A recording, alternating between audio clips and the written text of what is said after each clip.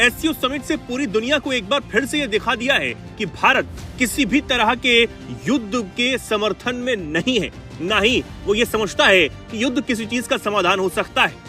भारत ने एक तरफ एससीओ समिट में आतंकवाद के खिलाफ बड़ी जीत हासिल की है। पाकिस्तानी प्रधानमंत्री की मौजूदगी में पहलगाम हमले की भारत ने निंदा की और वहीं भारत के इस निंदा पर मेंबर देशों ने भी कहा कि आतंकियों को सजा दिलाना जरूरी है। वहीं दूसरी तरफ इस समिट से भारत ने ईरान पर किए गए इजराइल और अमेरिका के हमले की भी निंदा कर दी है और ये बड़ी खबर इस वक्त की मानी जा रही है। दरअसल एससीओ देशों ने अपने घोषणा पत्र में इस साल जून में इजराइल और अमेरिका की तरफ से किए गए ईरान पर सैन्य हमलों की कड़ी निंदा की। अमेरिका और इजराइल की निंदा करने वाले बयान पर दस्तखत करने वाले देशों में भारत भी शामिल है। जी हाँ, और इसमें खास बात यह है कि भारत ने हमलों के ठीक बाद जून में एससीओ की तरफ से जारी उस बयान पर हस्ताक्षर नहीं किए थे जिसमें अटैक की निंदा की गई थी, लेकिन अब प्रधानमंत्री नरेंद्र मोदी की मौजूदगी में इस पर हस्ताक्षर किए गए हैं और इन हमलों की कड़ी निंदा भी की गई है। अब भारत के इस रुख से इजराइल और अमेरिका की चिंता बढ़नी तय मानी जा रही है।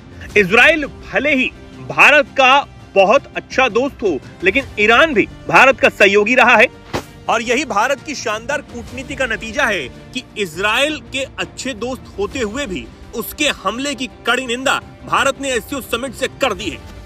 अब कई एक्सपर्ट एससीओ के इस घोषणा पत्र और भारत के समर्थन को ट्रंप की टैरिफ नीति के बाद भारत और अमेरिका के संबंधों में आए तनाव से जोड़कर भी देख रहे हैं। भारत ने अमेरिका और उसके खास सहयोगी इजराइल को कड़ा संदेश देने की कोशिश कर दी है।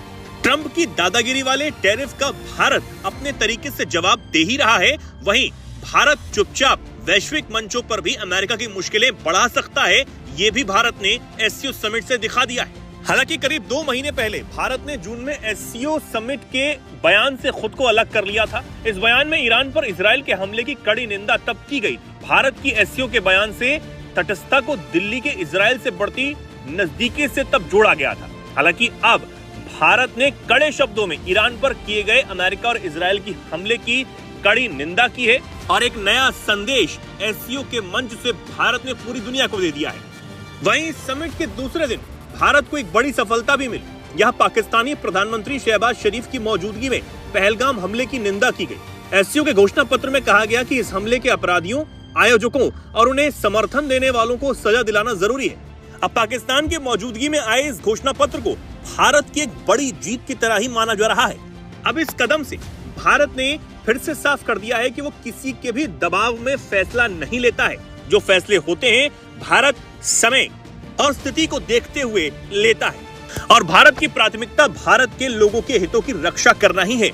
अब इससे ये भी समझ आता है कि जो भारत अपने बेहतरीन दोस्त इजराइल के हमलों की गई निंदा का समर्थन करता है,